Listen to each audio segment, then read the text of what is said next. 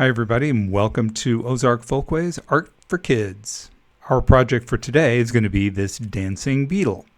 The technique that we'll be working with is called Papier Collé, which in French just means glued paper. Well-known artists such as Pablo Picasso and Henri Matisse used this technique to create some very famous artwork. And maybe you will too. Let's get started. Now before we start, let's talk a little bit about the materials that we're going to be using. The first thing is paper.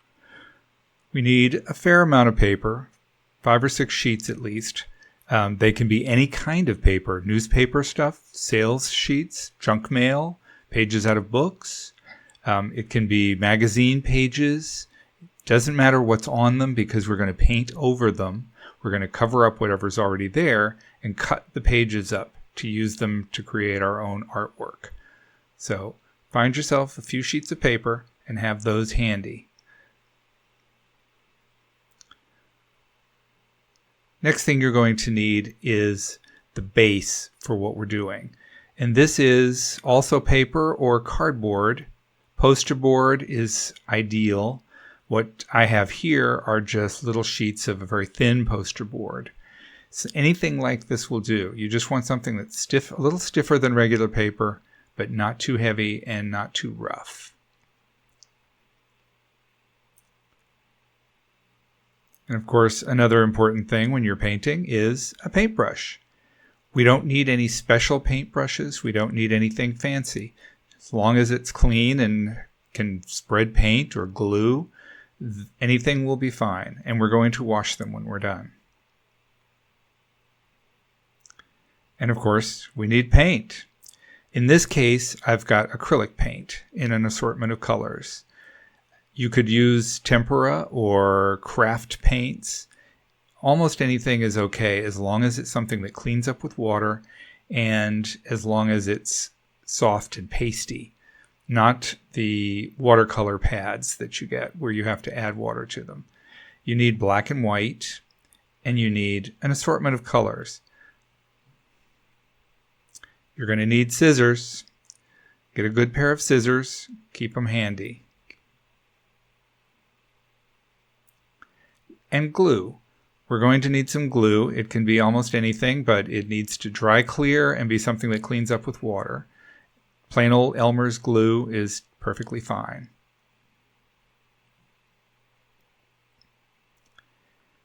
And you're going to need some containers.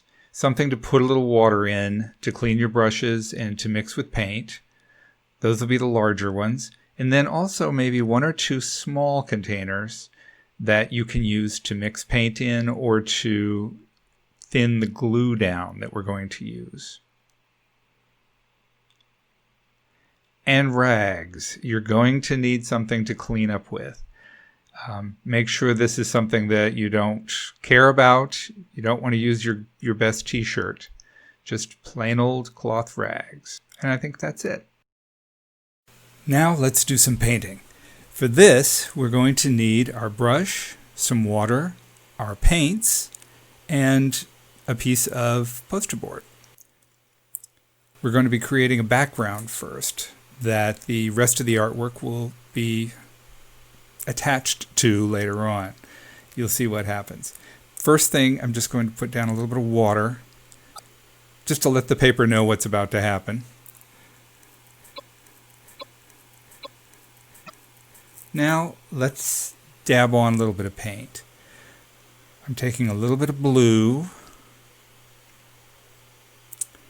and a little bit of yellow. And I'm just putting some little blobs of it here and there on the page. And we'll throw in a little bit of white. We don't really know what this is going to look like yet, but we'll find out. This is probably enough paint. So now let's get up some water on our brush. And we're going to go in, and what we're doing here is we're just spreading the paint around, back and forth, up and down, back and forth with the brush. We're not trying to do anything particularly neat or careful. This is a painting technique that is known as scumbling.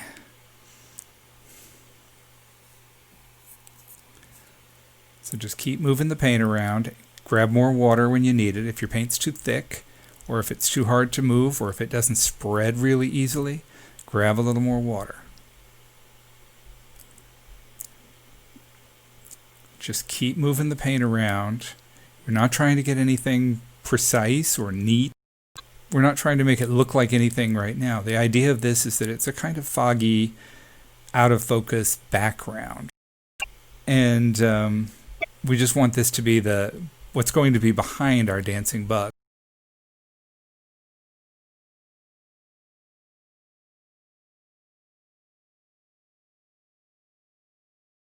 It's all in there, and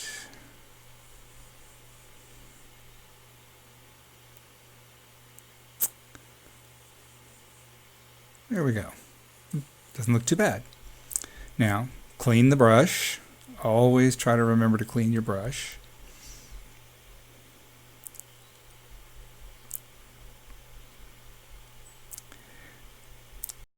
Right. Now we're going to set this aside to dry.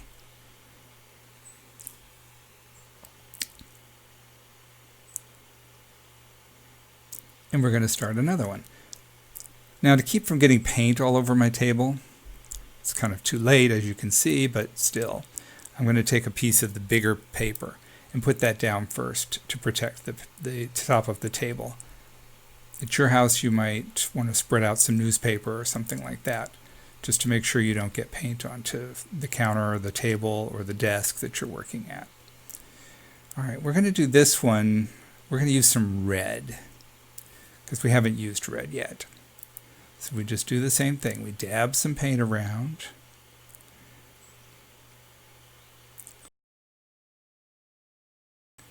Now I'll add a little blue.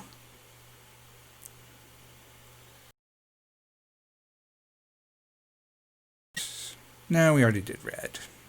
Let's do some yellow.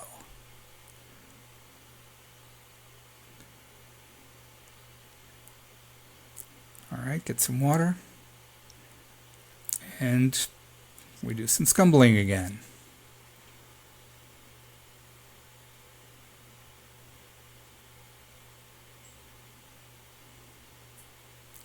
And we're just going to do the same thing that we did last time. We want to move the paint around. We want to make sure that it spreads, that it covers the page, but we want to keep it kind of rough and keep it kind of interesting. These pages we're going to use as the raw materials for building our bug when the time comes.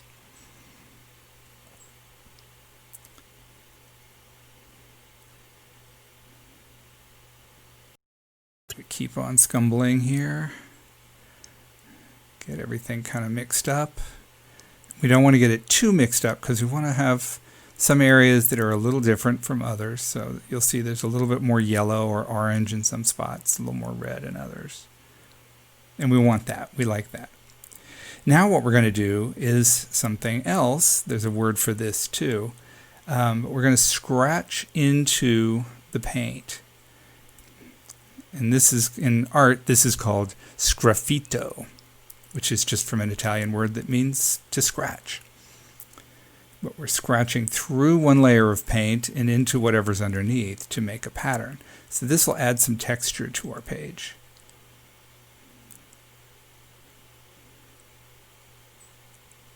And you'll see why this becomes important when we start cutting the paper up and repurposing it to make our bug. All right, that looks pretty nice. Now we're going to start another one. We'll get a different piece of paper. Now you'll notice I didn't clean my brush, so it's still got a lot of that paint left over from the last job. But I'm not going to worry about that because this is supposed to be kind of messy and kind of random. So we're just going to keep dabbing water. And now let's do some yellow. Let's do a lot of yellow.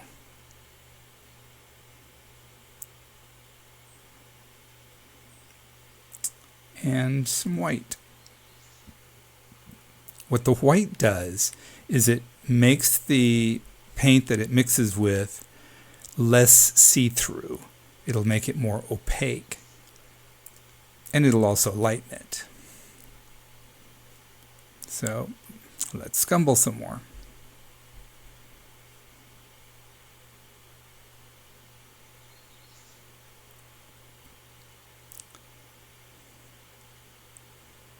Again, just pushing the paint around, covering the page. We get it all covered. Now we look at this, it's a lot of yellow. It's maybe a little too much yellow. It's kind of boring. So let's, just at one end, we're going to add in some blue. Just so that we can break this up a little bit and make it a little bit more interesting. I'm going to scumble this in. Since the yellow is still wet, the blue mixes into the yellow, and what you end up with is a kind of greenish color.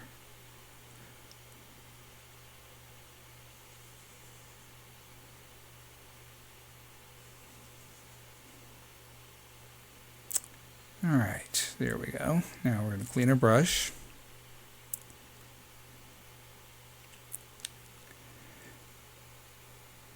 And we're going to do this graffito again, but this time we won't do, instead of doing spirals, we'll do little straight lines. And all we're doing again is just scratching through the paint into whatever's underneath, the paper or the layer of paint that's underneath. So this gives you a little bit of contrast and makes the surface interesting and makes it look like there's a lot more going on than there really is.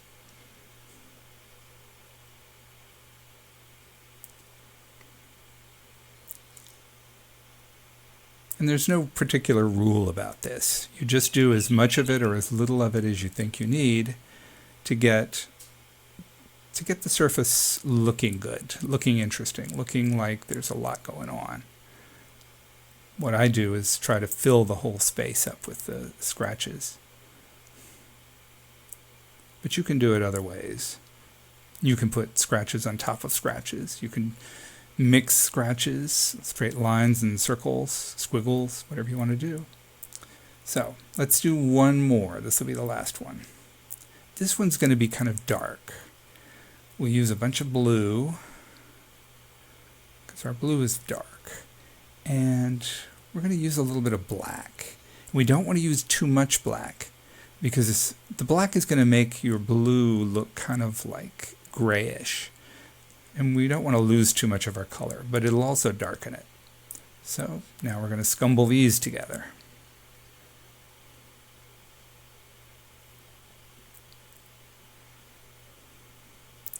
Again, just filling up the space.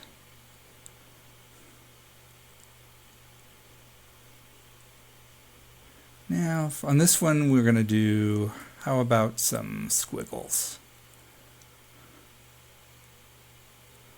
And again, it doesn't really matter what you do. It's nice to do something different on each page, just so that you have some variation and some contrast. But whether you do squiggles or straight lines or spirals, or you make up something completely different, you could even write on it, because we're going to cut it up later, so you're not really going to be able to see what the pattern is. You just see that there is a pattern, and that's what counts. And this is looking pretty good. All right, so these are our raw materials. Now we're going to set these aside at this point. They have to dry before we can go to the next step. So let's put these someplace where they're going to be safe, someplace the dog, the cat, baby sister is not going to mess with them. And let them dry for half an hour, just long enough to make sure that the paint is completely dry. Let's clean the water jar, wash our brush.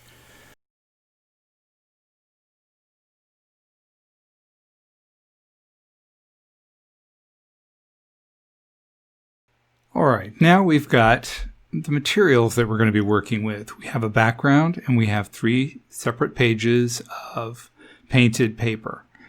These are going to be our materials for the collage. Now our subject is this beetle. I'm using a photograph here to work from at first, but the photo is a bit more complicated than we need. So what I'm going to do is take a piece of scrap paper here and just draw out the basic features of the beetle. The first obvious thing is just the wing cases. This is the main part of the body. And then above that, you have the next part of the body, which is called the thorax. And then you've got the little round head. Now you've got 6 legs. And they come out of different spots on the body. Each one has 2 joints in it. So it comes out, bends, goes down a little ways, and bends again. So we'll draw those. Now 2 more.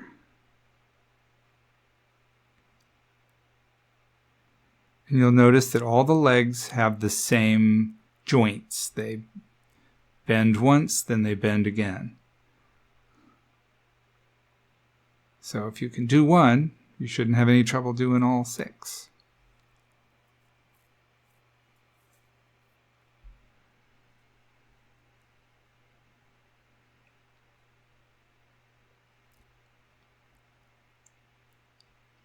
All right, that's our creature's legs. Let's see, we'll put on a couple of little eyeballs here. And this one has antennas. It looks like it has 2 different sets. So we'll do the little short ones that look like little horns, and then you've got long ones.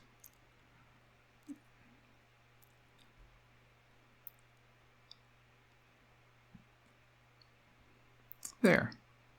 And that gives us a broad overview of just what our bug is going to look like and what the individual pieces are that we're going to need. So we can put the photograph aside for now. Now when we look at this, there's one thing we notice is that parts seem to duplicate each other. It's like if you cut it in half, the 2 halves are just mirror images of each other. So you cover up one half, look at that, now cover up that half, and you see that they're exactly the same, they're just flipped over. So that means that for most of these parts, we can do 2 parts by cutting 1 time. And what we're going to do to make that happen, so we fold the paper over and we see more or less where we need to cut. So now we're just going to cut 1/2. We're going to cut one of the 2 wing cases. But because we have the paper folded double, we're actually making 2 at the same time, and they'll match perfectly.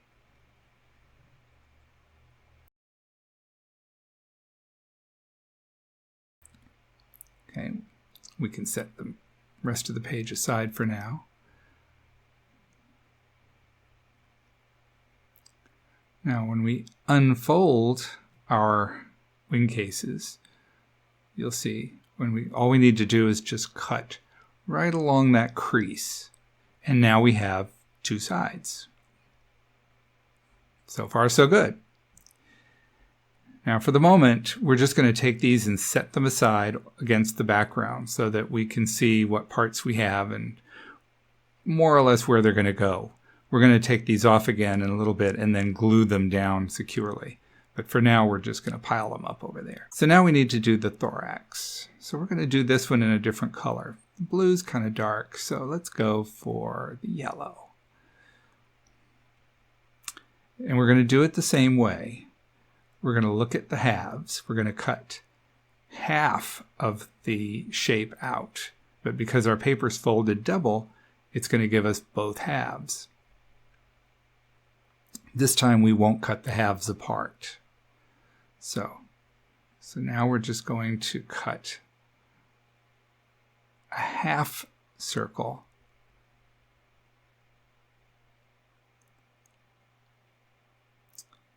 And be careful with the scissors when you're doing something like this, because it can be kind of awkward and you don't want to snip a piece of your finger off. That would spoil the entire project. There. Okay.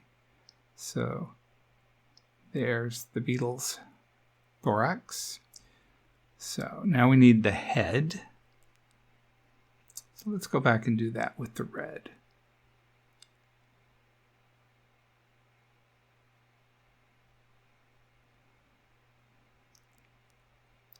Now the head's very small, which which actually makes it a little harder to cut out. But it's a simple shape. It's just a circle, so it's not that hard. There's his head. All right, what do we want to do next? Let's see.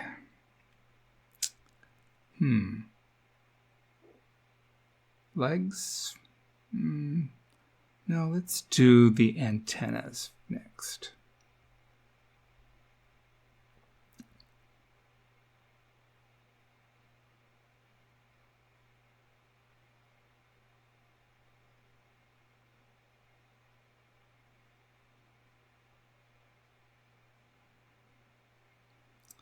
And again, because we know that we have two pieces that are mirror images of each other, we've just folded the paper over and we cut one out, and we know that the other one will be exactly right. And you have to be careful again when you're that close. Watch your fingers. Don't let the scissors get too close to your fingers.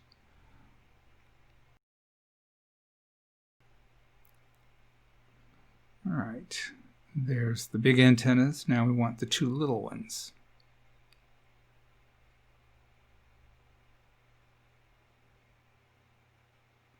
These are really small, so they are very hard to cut out.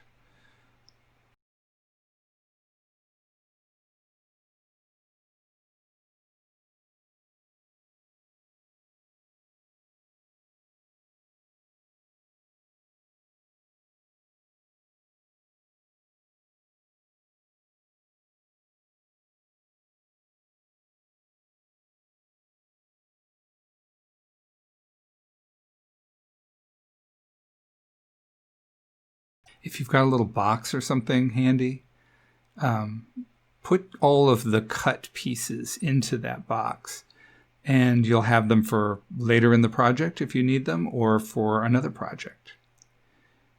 Now, what are we going to do next? We've still got the legs to do. So let's pick a color for the legs. In this case, we'll use the red again, the same color we used for the wing cases.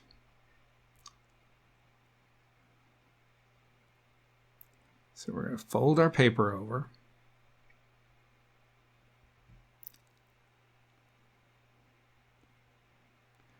Now this end of the piece has a piece cut out of it, so that's kind of in the way. So we're just going to cut that off and set it aside. So now we need to cut out one of those big back legs. Let's see, let's do it this way first.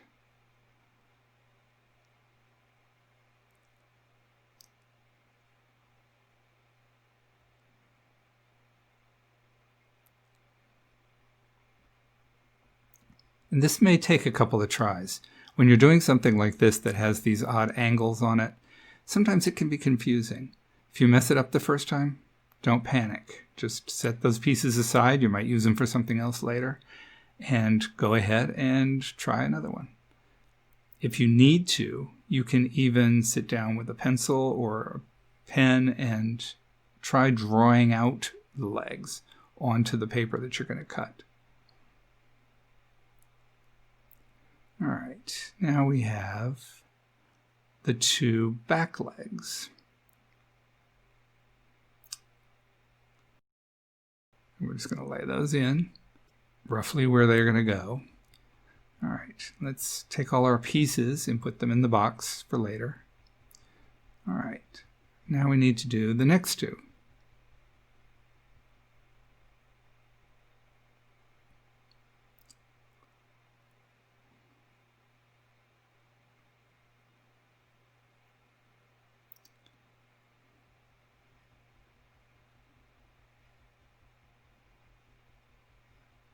Our piece of paper is getting a bit chewed up, so this is a little harder because you don't have as many big pieces to hold on to. So be very careful.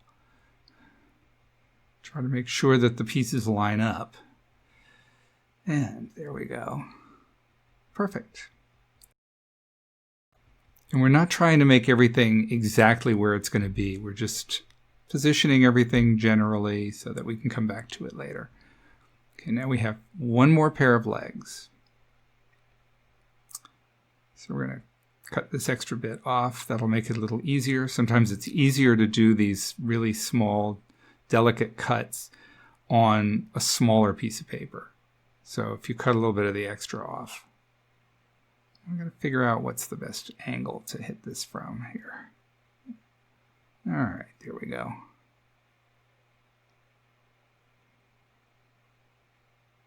And as I said, it's easy to get confused, so don't panic. If you mess one up, set it aside, do it again.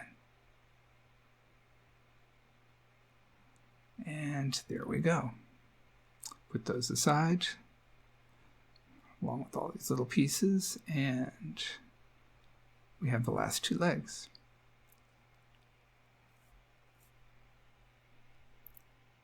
This gives us pretty much all of the parts we need. So now we have everything cut out. So we have the two wing cases, we have the thorax, we have the head, we have the two pairs of antennas, and 3 pairs of legs. We need something else on this picture. Something maybe in the background. So let's look at it. What if we add some leaves maybe to show a little bit more about the environment that the beetle is dancing in? So we'll take some of our paper, cut a strip. We're going to take this strip and we're going to fold it over and then fold it back, fold it, fold it. And we'll just keep folding until we've used it all up. Now we'll cut a leaf shape out of this. And basically the leaf is just 2 curves that face each other. Watch your fingers. What we should have here is a whole bunch of leaves all cut out. And they may stick together a little bit, so you have to kind of peel them apart. All right, now let's do another one. We'll go from the other end of our page where the paint is a little more yellow and a little less blue. So that'll give us a little bit more variety.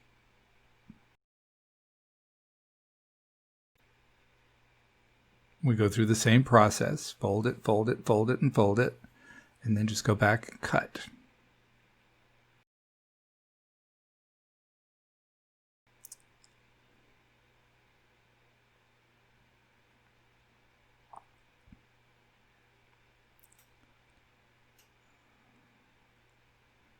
We're not trying to put these in any careful planned spot because we're going to move them before we glue them down. We're just going to put them down kind of rough so that we have a general idea of where everything's going to go. So we can see how much more we need. And that looks like that's going to be enough. At this point, I think we can say that we are done cutting out all the pieces. So let's clear a little bit of space, tidy up our table, and get ready to put it all together. Now, since we need to glue these things onto the background, we'll have to take them off of it for the moment. So let's just slide everything off onto another piece of cardboard or another piece of paper just to get them out of the way while we start gluing the pieces down. All right, so let's move the cut pieces out of the way, get our background ready. And what we're going to need now is some glue. So get your small container and your glue and a little bit of water. And what you're going to want to do is take some glue, put it in the can, not a lot, maybe a teaspoonful.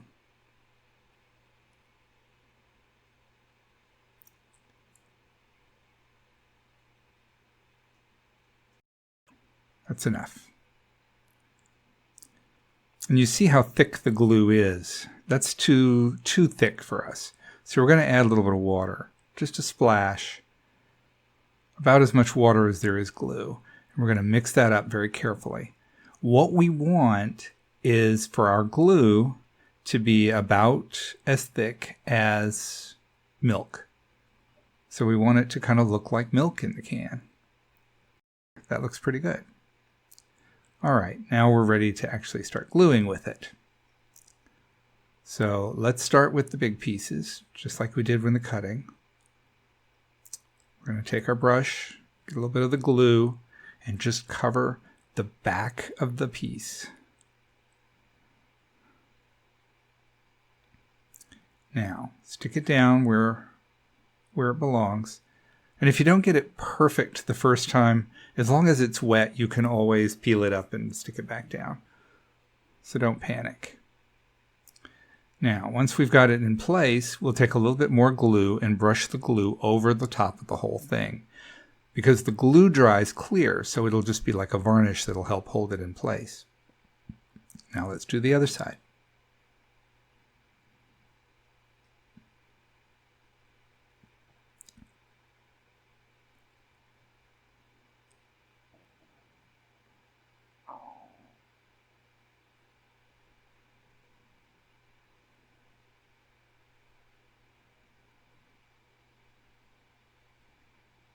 All right, that looks good so far. So now we'll take the thorax. And don't worry if you drip glue like that. As long as it's not a huge amount, you can always just brush it. Spread it out and it'll be fine. Because you're brushing the glue over the top of everything anyway.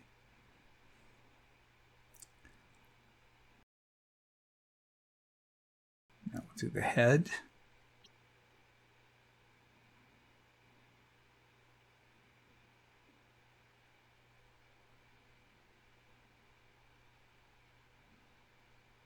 And if the paper tries to buckle up or curl, you can always just get a little more glue on the brush and press it down with the brush.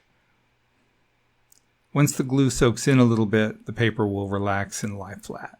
So it's not complicated.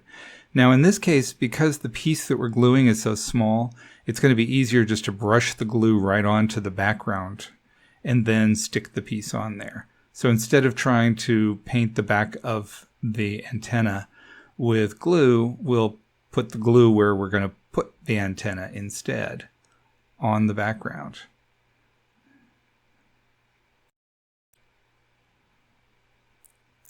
And we'll brush the glue over the top of it too to varnish it down. Now the little pieces. You can see with these, if you had to try to hold them and paint the backs of them, you'd go crazy.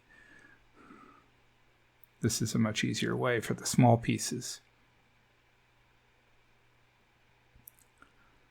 All right, now let's do some legs. We'll do the legs the same way since they're kind of skinny.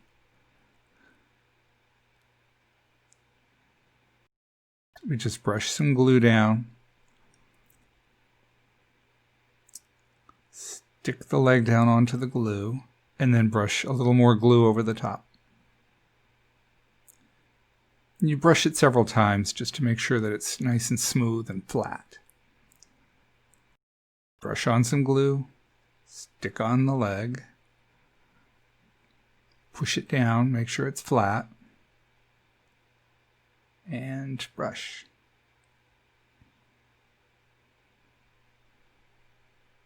And if it doesn't look like it's staying flat, you can just add a little bit more glue. There. Moving on to the next pair of legs.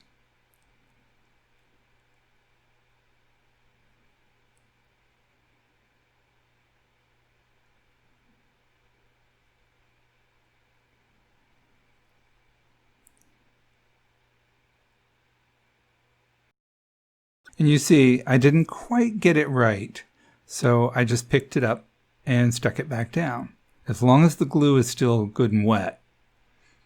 Now, we've skipped ahead a little bit here. We've already done all the legs. So now we're doing the background. We're doing the leaves for the background.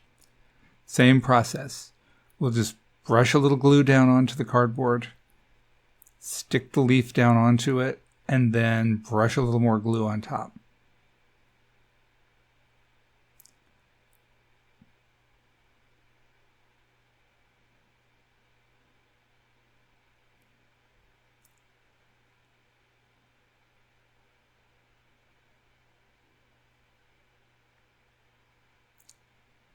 I'm turning this over because I'm going to be doing stuff at the top now, and it's just easier to get to that way.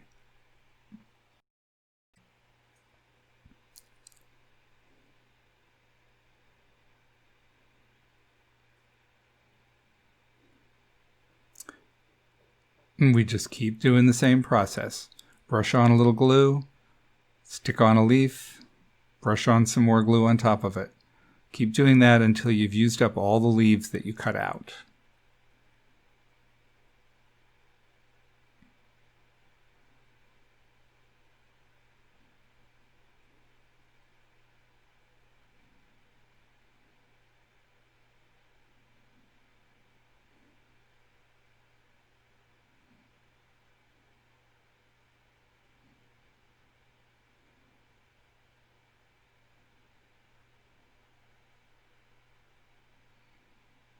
And you'll notice I'm putting some leaves on top of other leaves, because that's the way you see things when you're out in the yard.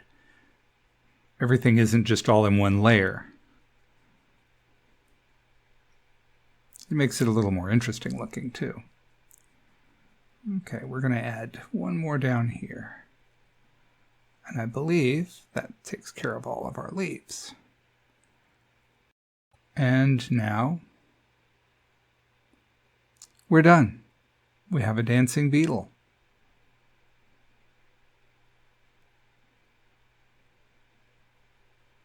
Nice work.